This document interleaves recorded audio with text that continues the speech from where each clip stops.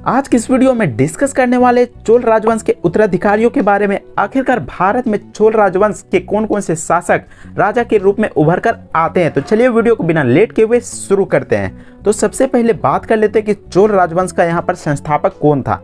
तो चोल राजवंश का संस्थापक विजयालय चोल था और इसका कार्यकाल की बात की जाए तो इसका कार्यकाल 850 से 871 ईस्वी तक रहा था। यह एक महान शासक था। इसके बाद बात कर लेते हैं दूसरा महान शासक के बारे में। तो दूसरा शासक यहाँ पर आदित्य प्रथम था और इसका कार्यकाल 871 से लेकर 907 ईस्वी तक रहा। यह विजयालय चोल का पुत्र था और चोल वंश का दूसरा राजा था। तीसरा शासक की बात की जाए तो तीसरा शासक का नाम परातंग प्रथम था और इसका कार्यकाल 907 ईस्वी से लेकर 950 ईस्वी तक चला और यह आदित्य प्रथम के पुत्र थे और चोल वंश का तीसरा राजा था।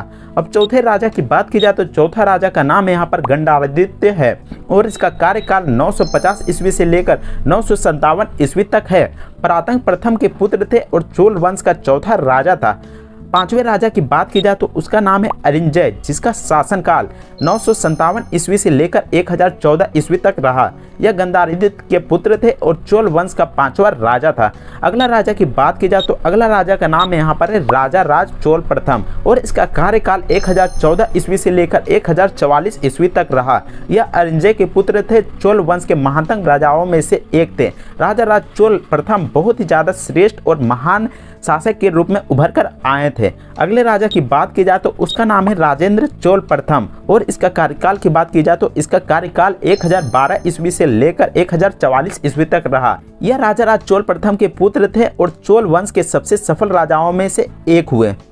अगले राजा की बात की जाए तो उसका नाम है राजाधिराज चोल और इसका कार्यकाल की बात की जाए तो इसका कार्यकाल 1044 ईस्वी से लेकर 1052 ईस्वी तक रहा।